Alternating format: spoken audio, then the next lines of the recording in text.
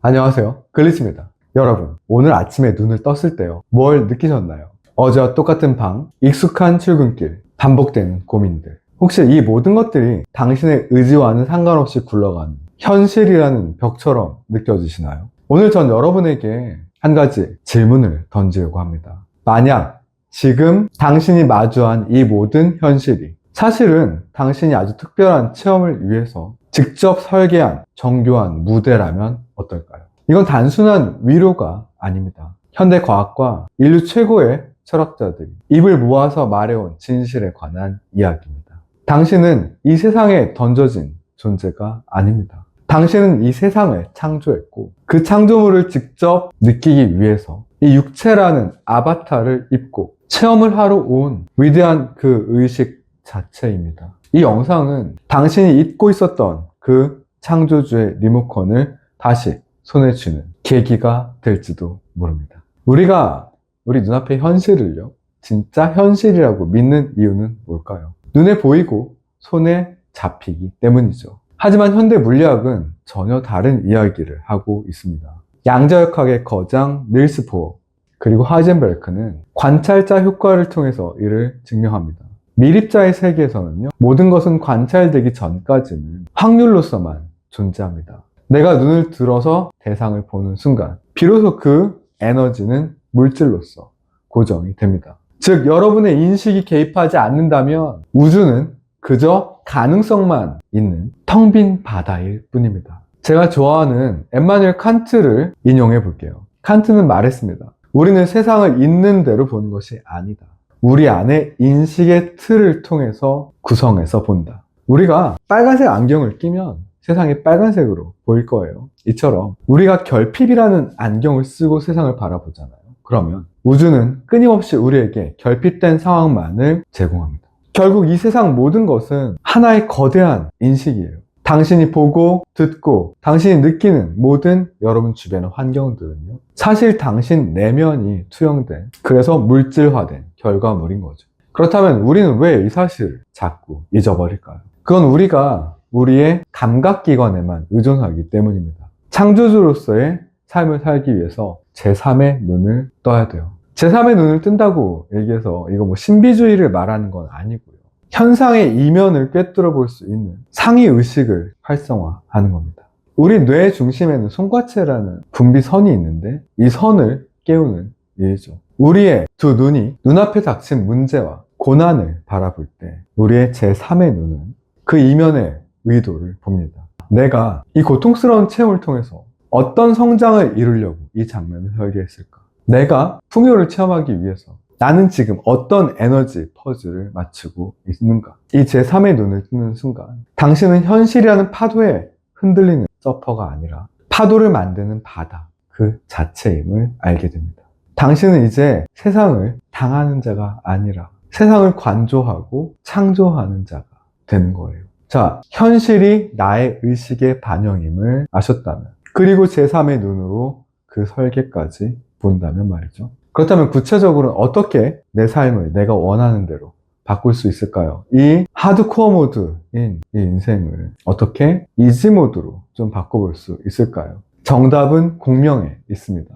우주는 거대한 악기와 같아요. 당신이 우주에 보내는 진동수는 우주라는 현을 울립니다. 당신의 내면에서 나는 부족해, 난 힘들어, 난 뭐가 필요해, 이런 진동을 보내면 우주는 기가 막히게도 그 진동과 공명하는 사건들을 당신의 현실로 배달해 줍니다. 이 세상을 바꾸고 싶으시잖아요. 그러면 밖으로 나가서 싸우지 마세요. 당신의 내면을 먼저 바꾸세요. 마치 거울 같은 거예요. 우리가 욕실에서 거울을 보고 내 얼굴에 뭐가 묻었어요. 그러면 어떻게 하죠?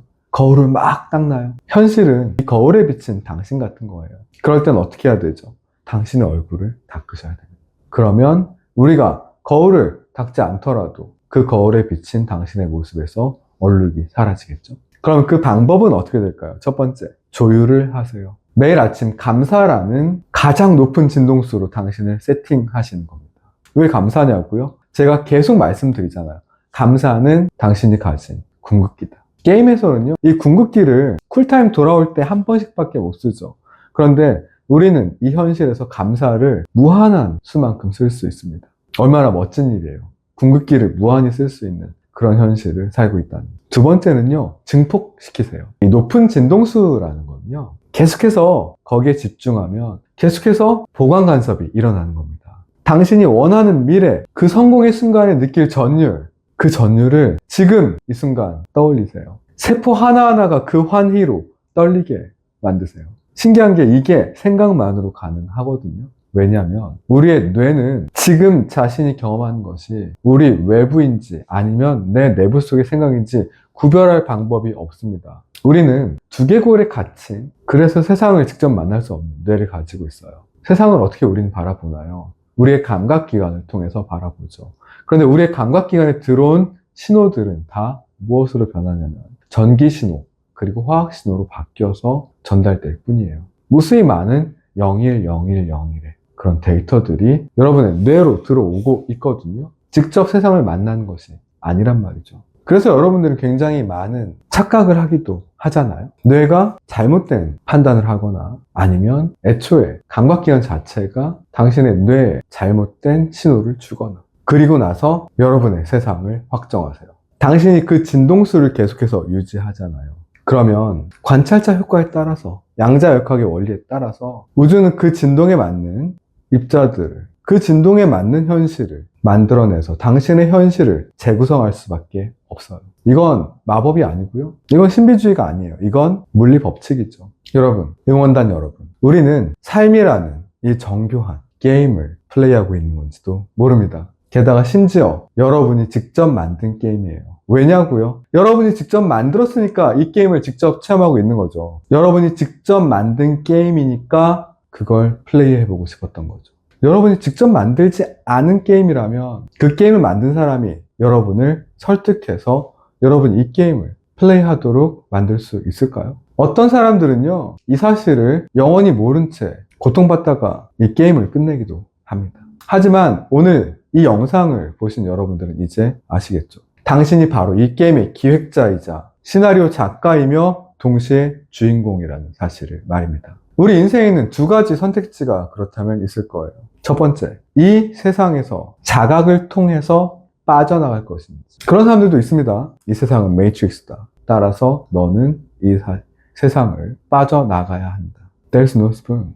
아니면 두 번째, 이 현실을 내가 원하는 가장 아름다운 모습으로 재창조해 볼 것인가. 마치 버그를 수리하는 엔지니어처럼 말이죠. 저는 여기에서 후자를 선택했습니다. 그래서 이 채널 이름이 글리치일지도 모릅니다. 원래 제 채널 이름이 글리치는 Great Life Trader, 줄임말이긴 하지만 게임 등에서 나타나는 이상현상 등을 의미하는 그런 글리치일 수도 있잖아요. 왜 그러면 후자를 선택했느냐? 기왕 우리가 창조한, 그렇게 해서 우리가 들어온 이 놀이터에서 여러분이 할 수 있는 가장 멋진 체험을 다 해보셨으면 좋겠어요. 실패도 해보고 뜨겁게 사랑도 해보시고 압도적인 풍요도 누려봐야죠. 그리고 이 여행이 끝나는 날 우리는 이 육체라는 시뮬레이터를 벗으면서 스스로에게 이렇게 말해주는 인생을 살았으면 좋겠습니다. 와, 내가 정말 아름다운 세상을 만들어냈었구나. 참으로 찬란하고 멋진 여행이었어.